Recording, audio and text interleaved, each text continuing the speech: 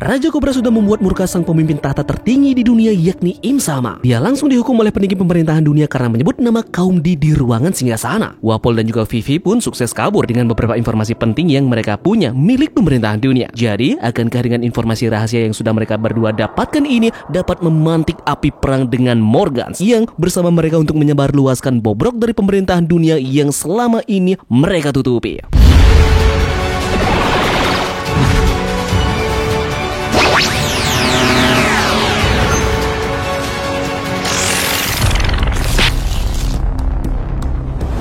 Yo Tamagon, selamat datang di channel Tamagon Park. Kali ini kita akan mereview mengenai chapter terbaru yang baru saja rilis, yakni chapter 1085. Di sini kita akan membahas detail mengenai percakapan lengkap yang ada pada chapter ini beserta dengan beberapa gambar yang Tamagon akan visualkan dalam bentuk cerita. Tidak lupa Tamagon sapa dulu ya. Seperti biasa, bagaimana kabar nakama di hari ini? Ingat untuk selalu bersyukur ya nakama. Dengan bersyukur itu akan mendorong kalian untuk selalu menikmati rezeki yang didapat bagaimanapun bentuknya. Yups, jadi sebelum kita memulainya lebih jauh, jangan lupa periksa di kapal beserta dengan persediaan makanan yang lebih karena kita akan bersama-sama mendengarkan cerita lanjutan Raja Kobra yang membacakan surat wasiat leluhurnya Ratu Lily beserta dengan momen Sabo yang mencoba untuk menyelamatkan Raja Kobra dari kepungan petinggi pemerintahan dunia. Jika sudah, terima kasih banyak dan bersiaplah nakama. Tarik jangkar dan mari kita berlayar.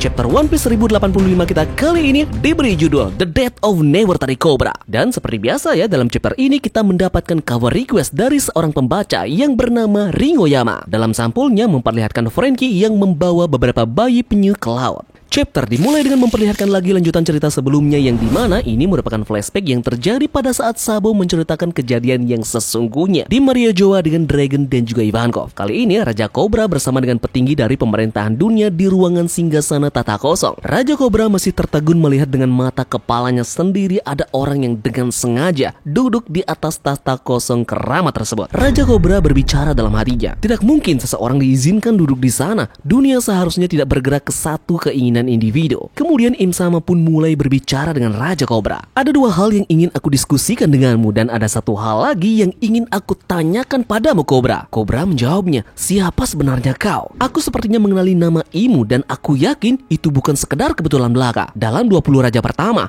ada lantas dipotong oleh Im Sama. Dia bilang jangan membongkar, itu tidak bisa dijawab. Namun apa yang ingin kau ketahui akan terungkap. Di mengacu pada hal-hal yang pernah kita lawan di hari-hari yang telah lama berlalu. Di muncul dalam berbagai kejadian dalam beberapa tahun terakhir. Sebagian dari mereka tidak lebih dari cangkang kosong yang gagal memahami arti dari nama mereka sendiri. Ini semua karena kesalahan Ratu Lily dari 800 tahun yang lalu. Raja Kobra bingung, kesalahan? Im Sama bilang dari apa yang para sejarawan telah pelajari tentang abad kekosongan. Kemudian bajak laut yang mencari poneglyph berharap menemukan harta karun. Kalau bukan karena kesalahan Lily di hari itu, peninggalan benda kuno yang dikenal sebagai poneglyph tidak akan tersebar ke seluruh dunia. Di masa lalu ada satu skenario terburuk, yaitu pelepasan poneglyph. Apakah itu benar-benar sebuah kesalahan atau itu semua telah direncanakan? Setelah penjelasan dari Im Sama tersebut, tiba-tiba para 5 tetua Gorosei ini bersiap akan menodongkan senjata ke arah dari Raja Kobra. Dari mereka semua bersenjatakan senjata api seperti pistol, namun hanya satu yang menggunakan sebuah pedang yakni Gorosei yang botak. Im Sama kembali melanjutkan pembicaraannya. Jawaban itu pasti terletak pada surat Lily yang tiba di Arabasta. Beberapa waktu yang lalu Ratu Lily dari keluarga Nevertari adalah yang kau sebutkan kan? Kenapa? Mengapa kau tidak menyebutkan nama pengirim surat yang ditinggalkan oleh Ratu? Lantas Raja Kobra berbicara dalam hatinya, sudah berakhir bagiku, aku tidak akan bisa lagi meninggalkan ruangan ini hidup-hidup. Kemudian Raja Kobra pun menjawab pertanyaan dari Im Sama. Jika aku mengarang kebohongan, maka apakah aku akan bisa melarikan diri? Gorosei dengan kumis lebat berkata, sudah banyak yang kau lihat dari penampilan Imu yang agung, nasibmu sudah ditentukan. Kobra dalam hatinya kembali mengatakan bahwa aku kira itu adalah larangan terbesar di dunia. Nah, saat mereka berbincang di ruang singgasana, ternyata tidak jauh dari sana Sabo menguping pembicaraan dari mereka berdua. Dia tahu akan ruangan ini karena terhubung dengan chapter 1084 yang dimana salah satu penjaga kastil berkata ada suatu ruangan yang mereka bicarakan tidak boleh dikunjungi oleh siapapun. Sabo berkata, ada apa dengan situasi ini? Kobra kembali melanjutkan percakapannya. Persis seperti yang tertulis, nama ratu yang memimpin kerajaan Alabasta 800 tahun yang lalu, namanya Nevertari Lily.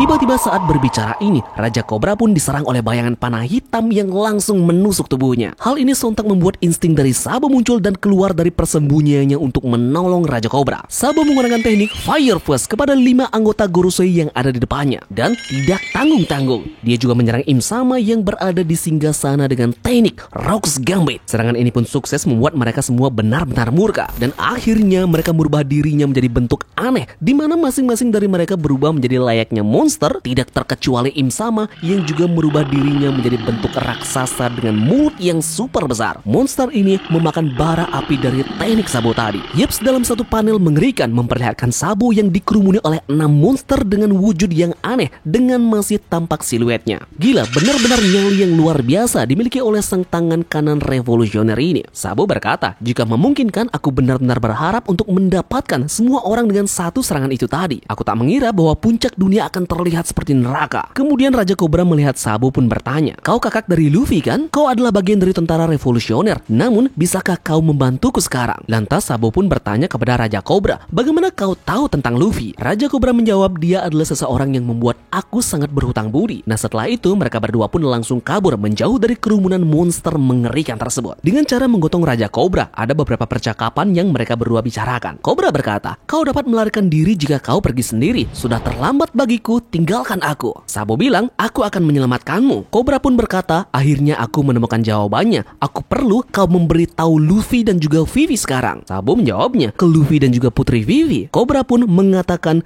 kami juga adalah D. Kemudian setelah mendengar hal tersebut, kita pun mendapatkan kilas balik waktu Sabo masih kecil bersama dengan Luffy dan juga Ace. Nah, dalam kilas balik ini terlihat mereka sedang berkumpul bertiga dengan menyantap sebuah daging yang sepertinya menjadi buruan dari mereka di suatu hutan. Nah, perbincangan dimulai dengan Sabo yang mengatakan bahwa kalian berdua memiliki D di dalam namamu. Ace pun menjawabnya, aku tidak peduli dengan namaku. Jadi ayo beri D juga pada namamu. Namamu sekarang Sadebo. Sabo menjawab, kenapa kau memberikan nama seperti itu? Kemudian kembali lagi ke masa sekarang. Nah, saat kaburnya mereka berdua, tiba-tiba saja panah hitam kembali muncul dari arah belakang dan mereka pun terkena serangan tersebut. Itu pun menyebabkan mereka berdua masing-masing tertusuk. Panah tersebut kemudian menarik Raja Kobra dari gendongan Sabo. Sabo pun berteriak, Raja Kobra! Kemudian setelah itu Raja Kobra pun terlihat berdiri dan membacakan wasiat surat kecil dari Ratu Lily. Awal mula dari surat tersebut mengatakan bahwa lindungi Poneglyph. Kemudian setelah itu kita tidak dapat mendengar bagian selanjutnya karena salah satu dari raungan 5 tetua dalam bentuk makhluk besar menutupi pidato dari Raja Kobra dalam membacakan wasiat Ratu Lily. Namun kita bisa mendengar bagian terakhir dari surat milik Lily, mengibarkan bendera fajar ke seluruh dunia. Kobra berdiri dan memblokir serangan Im Sama untuk membiarkan Sabo melarikan diri. Sabo pun berteriak, Raja Kobra! Setelah hal tersebut kita pun melihat tubuh dari Raja Kobra tergeletak tak berdaya, berlumuran darah dan dinyatakan tewas.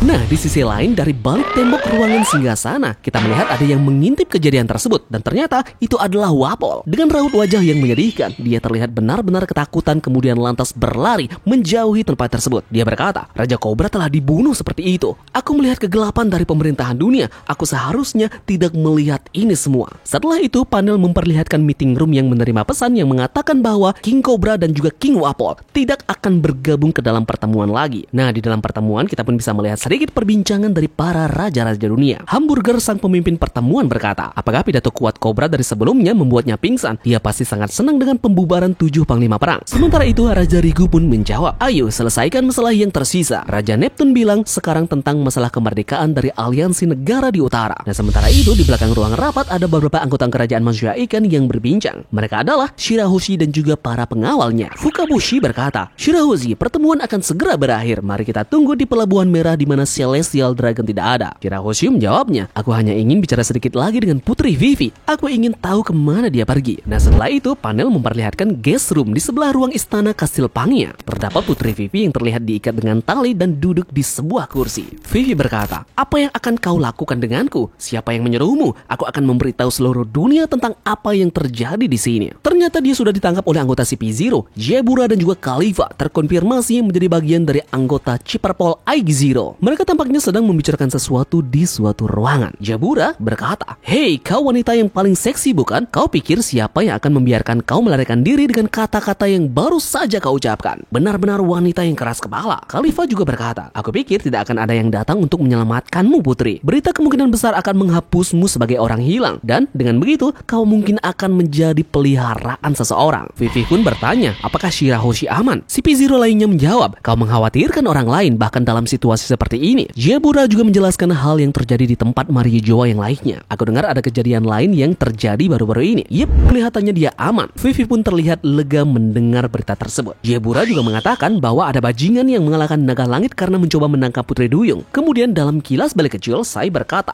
bahwa kami adalah bawahan Luffy tepi jerami. Mereka dengan bangga mengklaim kemenangan mereka. Itu membuat keributan sekarang di alun-alun. Dan di sisi lain juga terdapat situasi dari Fujitora yang membiarkan saja para budak dibebaskan oleh tentara revolusioner. Green Bull terlihat memarahi dia, kemudian mereka berdua pun bertengkar. Kemudian setelah perbincangan tersebut, tiba-tiba saja Vivi mendengar suara keributan dari balik tembok. Dan benar saja, secara brutal, Wapol muncul dari balik tembok dengan memakan tembok tersebut berlari ketakutan. Dia mengatakan, "Tolong selamatkan aku tidak melihat apapun." Tentu saja semua orang di sana pun tampak kaget melihat kejadian tersebut dan Vivi berkata, "Seberapa jauh kau akan pergi?" Wapol pun lantas mengajak Putri Vivi kabur dari ruangan tersebut. Wapol menjawabnya, "Sejauh yang aku bisa, ke ujung dunia yang tidak akan mungkin ada orang yang mengejarku." Vivi pun berkata, "Aku juga mau ikut bersamamu." Nah, saat Wapol ini berlari, mereka pun melewati istri Wapol yakni Cinderella. Dan tentu saja istrinya syok melihat ada seseorang wanita yang digendong oleh Wapol. Cinderella berkata, mereka melarikan diri bersama. Dan chapter 1085 pun ditutup dengan kata, "Kehidupan dalam pelarian dimulai."